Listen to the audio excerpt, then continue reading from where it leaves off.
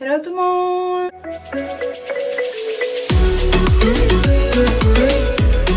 Pour ceux qui sont nouveaux ici, hello! Ici c'est Baby Ivoirienne. Aujourd'hui on va parler visa encore une fois. J'ai une liste de questions ici. Donc c'est en fait quelqu'un qui est allé à un entretien, qui a eu un entretien visa en Inde. Et j'ai vu ces questions en fait. Donc sans plus tarder, je vais vous lire les questions et puis vous allez essayer de voir si vous voulez vous entraîner avec ça avant d'aller à votre entretien à l'ambassade. Et donc voilà, sans plus tarder, on y va. Bonjour, comment allez-vous? Bien et vous? Ensuite, on lui a dit, puis-je avoir votre passeport? Donc la personne lui a donné son passeport et également son I-20. Et la personne venait ici pour faire un master. Donc on lui a demandé, vous venez aux États-Unis pour faire un master? La personne a répondu oui. Et la personne a dit, lui a posé la question, êtes-vous en train de faire, de finir votre bachelor en ce moment? Et la personne a répondu oui, je suis en train de finir mon bachelor. Et donc on lui a demandé c'est quoi ton score, c'est quoi ton résultat de test du GRE, qui est un test en fait que tu dois passer avant d'être accepté pour le master, dans les écoles de master et tout ça. Donc c'est soit le GMAT, GMAT c'est pour plus c'est le business side, et les GRE c'est plus les autres filières, donc la science, etc., etc. Donc ça tu passes le GRE. Donc on lui a demandé est-ce que vous avez passé le GRE? La personne a dit oui. On lui a demandé c'est quoi ton score, donc la personne a donné son score. On lui a demandé est-ce que vous avez des frères et sœurs. La personne a dit oui, j'ai 5 frères. Est-ce qu'ils étudient tous? 4 étudient et 1 fait son business avec mon père. Qu'est-ce que fait ton père? Mon père est un businessman qui a des boutiques. Ton père, il emploie combien de travailleurs? Il emploie 6 à 7 travailleurs. Et maintenant, c'est ça la question qui est vraiment très, très importante. Pay attention. Écoutez vraiment cette partie-là. On lui a demandé, tu peux nous montrer une preuve financière qui prouve que ton père peut couvrir tes dépenses.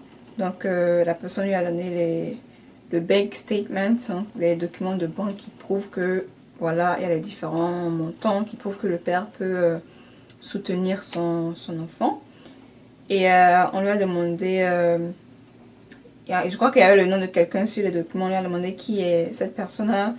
Et la personne a répondu, c'est mon cousin qui vit à Ottawa. Donc je me dis que la personne voulait aller à Ottawa, aux États-Unis. Une ville du nom de Ottawa aux États-Unis, je ne sais pas c'est où ça, mais en tout cas la personne a écrit ça. Donc apparemment la personne partait chez son cousin qui vit à Ottawa, donc pour rester avec son cousin. Donc on lui a posé la question, c'est qui? Cette personne a donc donné, c'est qui? Aruba. C'est mon cousin qui vit à Ottawa, aux États-Unis. Donc, ça fait combien de temps la personne vit ici? Est-ce que la personne peut se prendre en charge et tout ça? C'est beaucoup de questions. Et ensuite, on lui demande, depuis quand ton père fait le business? Depuis 1979. C'est quoi la scolarité de ton université pour le master? C'est qu'en 2730 $. Et c'est pour les 2 années, ok? 2 années de master. Est-ce que ton père peut couvrir ses frais, cette scolarité pendant les 2 années consécutives? Et la personne a dit oui. Et la personne a donné également les documents qui prouvent que le père peut payer cette scolarité en fait. Donc voilà un petit peu ça. Donc c'est les questions. Et la personne finalement a été rejetée. Je ne sais pas pourquoi. Mais sinon la personne a bien répondu aux questions. Bon, je pense que la personne a répondu de façon brève. Mais c'est ça en fait, quand tu vas, tu es un peu stressé et tout ça, tu n'as pas vraiment le temps de bien articuler les choses, de bien développer les arguments et tout ça. Et c'est dommage, donc j'espère que ça va vous aider un petit peu. Et quelques autres questions qu'on peut vous poser, c'est quoi le nom de l'université où vous souhaiterez aller? Et pourquoi est-ce que vous avez choisi cette université? Ok? Donc le nom et pourquoi vous avez choisi l'université. Ensuite, deuxième question, à combien d'universités vous avez fait des demandes d'admission? Donc si tu as fait une demande à 2 ou 3 universités, tu vas mentionner ça. Ou si c'est la seule université où tu as fait la demande, tu peux le dire également. Et ensuite, c'est quoi les noms des universités que où vous avez fait la demande? Et ensuite, avez-vous été accepté par toutes ces universités? Si oui, lesquelles? Sinon, lesquelles? Ensuite, pourquoi souhaiterez-vous aller aux États-Unis?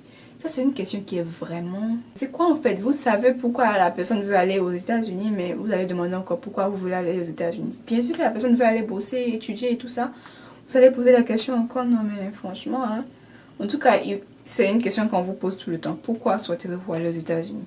Ça a l'air vraiment banal et facile à répondre, mais il faut savoir argumenter en fait. Donc voilà. Ensuite, pour quelle durée souhaiterez-vous rester aux États-Unis? Ça aussi, c'est une question piège. Il faut savoir, il faut répondre à cette question en fonction des années d'études que vous souhaiterez faire. Donc, si vous voulez seulement faire le bachelor, donc le bachelor, c'est 4 ans d'études.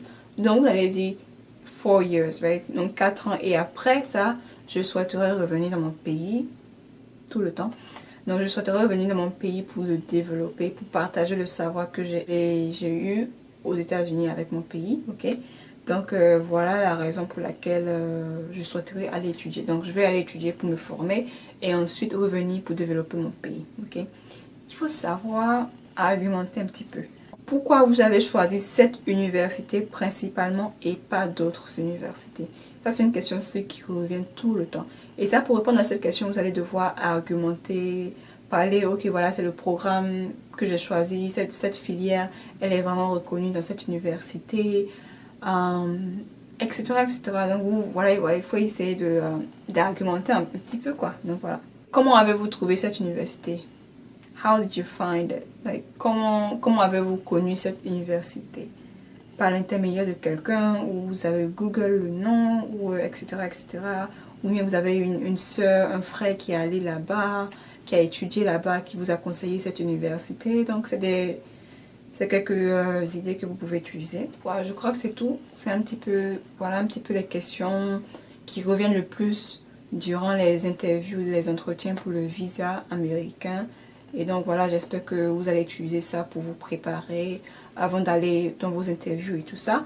Et donc voilà, ce fut un plaisir de partager tout ceci avec vous. J'espère vraiment que vous avez appris quelque chose, que vous allez vous entraîner pour votre visa si vous souhaitez passer le visa. Et bonne chance à vous. Et puis voilà, n'hésitez pas à donner le pouce en l'air, partager cette vidéo pour aider aussi ceux ou celles qui veulent passer le visa, qui veulent s'entraîner. Donc ça sera des questions avec lesquelles ces personnes-ci pourront s'entraîner également. Donc voilà, essayez de partager ça avec votre entourage. Si vous êtes nouveau ici, n'hésitez pas à vous abonner. Et puis pour finir, si vous avez des questions, n'hésitez pas à me les poser en commentaire. Merci d'avoir regardé. On se dit à la prochaine. Au revoir.